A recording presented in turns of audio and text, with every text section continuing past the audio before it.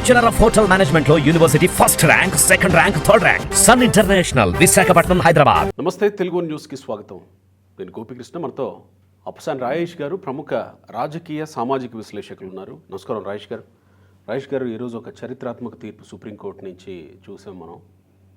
SC ST వర్గీకరణల్లో, SC ST రిజర్వేషన్లలో వర్గీకరణకు supreme court పచ్చజెండా ఊపేసింది. ఇక రాష్ట్రాలు అమలు చేయడమే తరువాయి మిగిలి ఉంది. యాక్చువల్గా ఇది ఇప్పటిది కాదు. ఈ డిమాండ్ ఎప్పటి నుంచో ఉన్నటువంటిది. కోర్టులు, కేసులు, ప్రభుత్వాలు, అసెంబ్లీలు ఇవన్నీ నలుగుతూ ఎట్టకేలకు ఈరోజు సుప్రీంకోర్టు తీర్పుతో దానికి ఒక తెరబడింది. ఇది సహేతుకమైందే అని సుప్రీంకోర్టు కూడా చెప్పింది. అంతకుముందు భిన్నాభిప్రాయాలు ఉన్నాయి. కమిషన్లో భిన్నాభిప్రాయాలు వ్యక్తం చేస్తూ వచ్చాయి.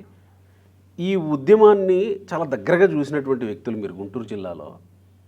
ఈ ఉద్యమ అనుభవాలు, ఈ ఉద్యమం లేకపోతే సుప్రీంకోర్టు ఈ తీర్పు రావడం వెనక జరిగిన ప్రక్రియని ఒకసారి మీ అనుభవాల్లో చెప్తారు.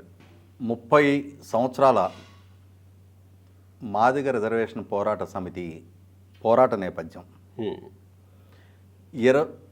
దాదాపుగా 2 దశాబ్దాలు, 20 సంవత్సరాల న్యాయ పోరాట నేపథ్యంలో ఈరోజు 20 సంవత్సరాల న్యాయ పోరాటం అంటే 2004 తర్వాత 20 సంవత్సరాల న్యాయ పోరాట నేపథ్యంలో మాదిగల ఆకాంక్షలను బలపరుస్తా ఇవాళ గౌరవ సుప్రీంకోర్టు ఒక విస్పష్ట తీర్పు ఇవ్వడం జరిగింది. 7 జడ్జీల విస్తృత రాజ్యాంగ ధర్మాసనం. ఎంఆర్పిఎస్ ఉద్యమ నేపథ్యం ఎట్లా 3 దశాబ్దాలు ఉందో, ఈ మాదిగల్లో ఉన్న ఈ ఆకాంక్ష నాకు పరిచయం కూడా 3 దశాబ్దాలు. అంటే ఎంఆర్పిఎస్ ప్రారంభించక ముందేనా? 1994లో ఉమ్మడి రాష్ట్రంలో కాంగ్రెస్ ప్రభుత్వ హయాంలో 94 డిసెంబర్లో ఎన్నికలు జరిగి ఎన్టీ రామారావు గారిని ఎక్కారు. అంతకుముందు కాంగ్రెస్ ప్రభుత్వ హయాంలో మాది గుంటూరు జిల్లా వేమూరు నియోజకవర్గం.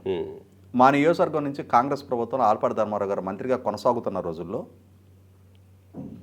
దుగ్గిరాల నుంచి తెలుగుదేశం పార్టీ అభ్యర్థిగా పోటీ చేసి ఓడిపోయిన బండారు ఐజాక్ ప్రభాకర్ గారు,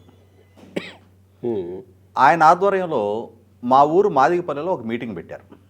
మా ఊర్లో దాదాపు అంటే ఇప్పుడు మనం జనాభా ప్రాతిపదిక అంటే ఎన్ని ఓట్లు అనే దాన్ని బట్టి లెక్కేస్తే మనకి ఎంతమంది జనాభా ఉంటారనేది అర్థమవుతుంది కదా. 1000 ఓట్ల జనాభా మా ఊరు మాదిగపల్లె. ఓకే, మొత్తం ఒకటే పల్లె, వేరే మాలలు లేరు. 1-2 కుటుంబాలు ఊర్లో ఉంటారు. పల్లె మొత్తం మాదిగపల్లె. 1000 ఓట్లు అంటే దాదాపు 1400-1500 జనాభా. అక్కడ ఈ ఐజాక్ ప్రభాకర్ గారు ఒక మీటింగ్ ఆర్గనైజ్ చేశారు. అప్పటికి నాకు 24 నుండి 25 సంవత్సరం. నేను మా ఊరు తెలుగుదేశం పార్టీ కమిటీ అధ్యక్షుడిగా ఉన్నా. ఓకే. సో ఆ మీటింగ్ ఏర్పాటు చేసిన నేపథ్యంలో కాంగ్రెస్ ప్రభుత్వ హయాంలో ప్రతిపక్ష పార్టీ నాయకుడిగా నన్ను కూడా ఆహ్వానించారు ఆ మీటింగ్కి. అప్పటి వరకు నాకు ఎస్సీ రిజర్వేషన్లో ఆ ఫలాల కోసం ఈ వర్గాల మధ్య కొంత వైరుధ్యాలు ఉన్నాయి, మాకు దక్కటం లేదని ఒక వర్గం తాపత్రయపడుతున్నారు, ఆరాటపడుతున్నారు అనేది నాకు తెలియదు. ఓకే. ఫస్ట్ టైం ఆ మీటింగ్లో పార్టిసిపేట్ చేసినప్పుడే ఐజాక్ ప్రభాకర్ గారు వివరించి చెప్పారు జనాలకి. 17% రిజర్వేషన్లు ఎస్సీలకు కేటాయింపు జరిగి ఉన్నాయి. ఈ ఎస్సీల్లో స్వతహాగా మాలలు మొదటి నుంచి కూడా చదువులకు ప్రయారిటీ ఇచ్చారు. ఆ చదువులకు ప్రయారిటీ ఇచ్చిన దాని మూలన వాళ్ళకి ఎక్కువగా ఆ రిజర్వేషన్ ఫలాలు దక్కాయి. ఇవాళ మనవాళ్ళు కూడా చదువుకోవడానికి ముందుకు వస్తున్నా కూడా వాళ్ళు ఆల్రెడీ ముందే చదువుకొని ఉండి వాళ్ళ ఒక స్థాయికి చేరుండటంతో వాళ్ళు వాళ్ళ పిల్లలకి అవకాశాలు దక్కుతున్నాయి తప్ప మనకి మన జనాభాకి తగ్గ స్థాయిలో మనకు అవకాశాలు దక్కటం లేదు. కాబట్టి ఈ ఎస్సీల్లో ఉన్న ఈ 17% ఎస్సీలకి కేటాయించబడ్డ ఈ 17% రిజర్వేషన్ని జనాభా ప్రాతిపదిక మీద ఎలా అయితే బీసీల్లో ఏబిసిడి కేటగరైజేషన్ ఉందో అట్లాగే ఎస్సీల్లో కూడా జనాభా ప్రాతిపదిక మీద ఈ రిజర్వేషన్ని కేటగరైజేషన్ చేయాలి అని చెప్పని ఆయన వివరించి చెప్తున్నప్పుడు నాకు మొట్టమొదటిగా అవగాహన అయింది. అది ఓహో, ఈ విధమైన వైరుధ్యాలు ఎస్సీల్లో ఉన్నాయా అని చెప్పని.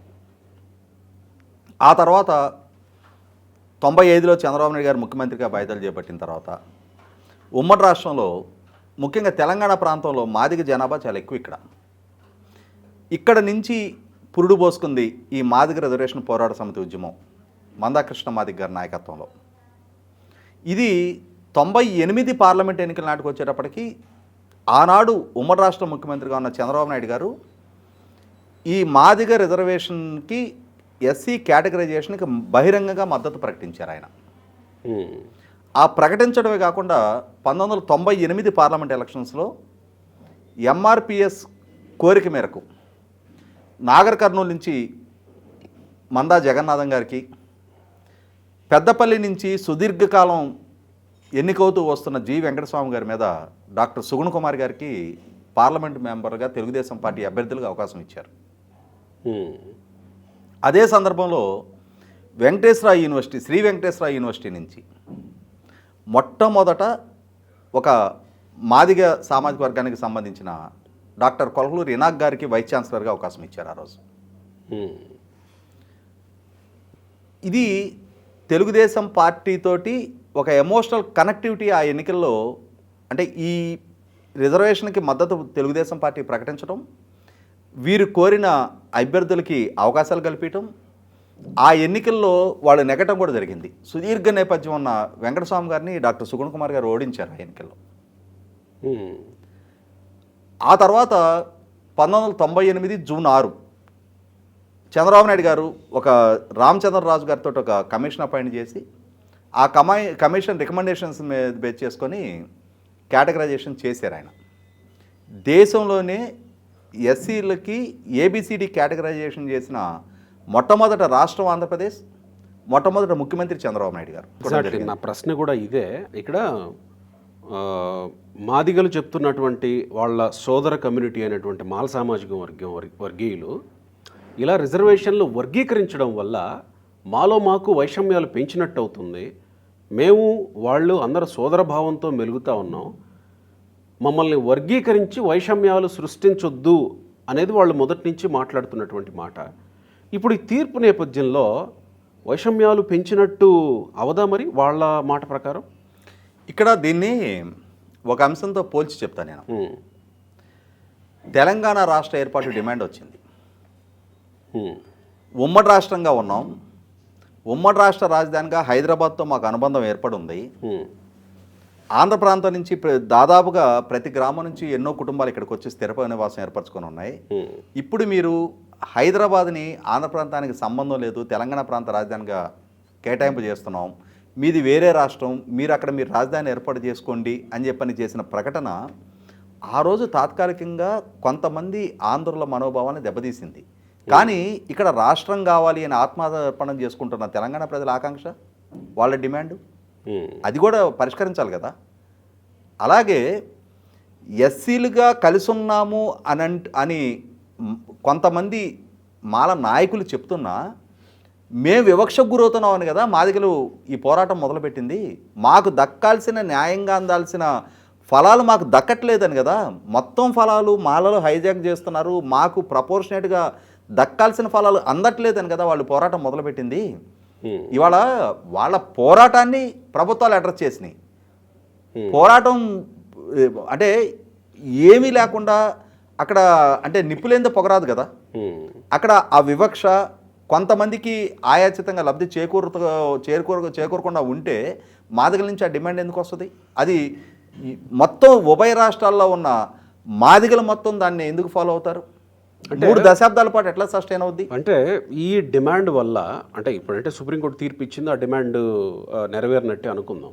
అయితే ఈ డిమాండ్ వల్ల ఒక రకంగా మానసికంగా చీలిక వచ్చింది ఈ 2 సామాజిక వర్గాల్లో.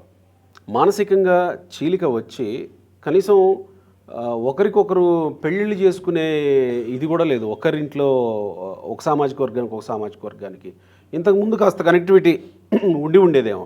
మనం కారంచేడు ఉద్యమం నుంచి తీసుకుంటే, చుండూరు ఉద్యమం నుంచి తీసుకుంటే, కారంచేడు ఉద్యమంలో ఈ 2 సామాజిక వర్గాలు ఒకటై పోరాడారు. అప్పుడు దళిత ఉద్యమం లాగా అది అయ్యింది. కానీ ఇప్పుడు అలాంటి పరిస్థితి ఉంటుందా? ఇప్పుడు ఆల్రెడీ క్లాసిఫికేషన్ అయిపోయిన తర్వాత, వర్గీకరణ జరిగిపోయిన తర్వాత, అంటే సమస్య దళితులకు సంబంధించి, వివక్షకు సంబంధించి, అన్యాయానికి సంబంధించి, దాడులు దౌర్జన్యాలకు సంబంధించి, రేపు ఇంకేదైనా ఒక అత్యాచారము, ఏదైనా అఘాయిత్యం జరిగిన సందర్భం వస్తే దళిత సమాజం యూనిటీగానే రెస్పాండ్ అవుతుంది. అక్కడ ఒక దళిత గొడుగు కిందకు వస్తారు. అది సమస్య వేరు. అది దళితుల ఆత్మగౌరవం, ఉనికి, గౌరవం అనే సమస్య వచ్చినప్పుడు, మనుగడ సమస్య వచ్చినప్పుడు, అది మనకి ఒక సామెత ఉంది కదా, అంటే మనం వెనకటి నుంచి కూడా 100 మంది కౌరవులు 5 పాండవులు, వీళ్ళ మధ్య ఘర్షణ వస్తే 100 మంది 5 మధ్య వివాదం ఉంటుంది, బయట వ్యక్తి వస్తే 105 కలిసి కొట్లాడతారు అని చెప్పని ఒక మనం వెనకటి నుంచి చెప్పుకునేవాళ్ళం. అట్లాగే ఇవాళ ఇది దళితుల సమస్య కాదు, దళితులలో ఈ రిజర్వేషన్ ఫలాల పంపిణీ దగ్గర ఎదురైన సమస్య. ఇది ఒక వర్గం మాకు అన్యాయం జరుగుతుంది అని చెప్పని నినదించి ఉద్యమించి 3 దశాబ్దాల పాటు ఆ ఆకాంక్షని కొనసాగిస్తున్న నేపథ్యంలో, ఆ ఆకాంక్షలో వారి డిమాండ్లో న్యాయం ఉంది అని చెప్పని భావించారు కాబట్టి వాళ్ళ విస్తృత ధర్మాసనం తీర్పు ఇవ్వడం జరిగింది. ప్రభుత్వాలు పరిగణలోకి తీసుకున్నాయి, సభలు తీర్మానాలు చేసినాయి, కమిషన్స్ రిపోర్ట్ ఇచ్చినాయి. ఇవాళ గౌరవ సుప్రీంకోర్టు కూడా దాన్ని బలపరుస్తా తీర్పిచ్చింది అని అంటే అక్కడ నిప్పులేందే పొగరాదు అనేది 100% వాస్తవం.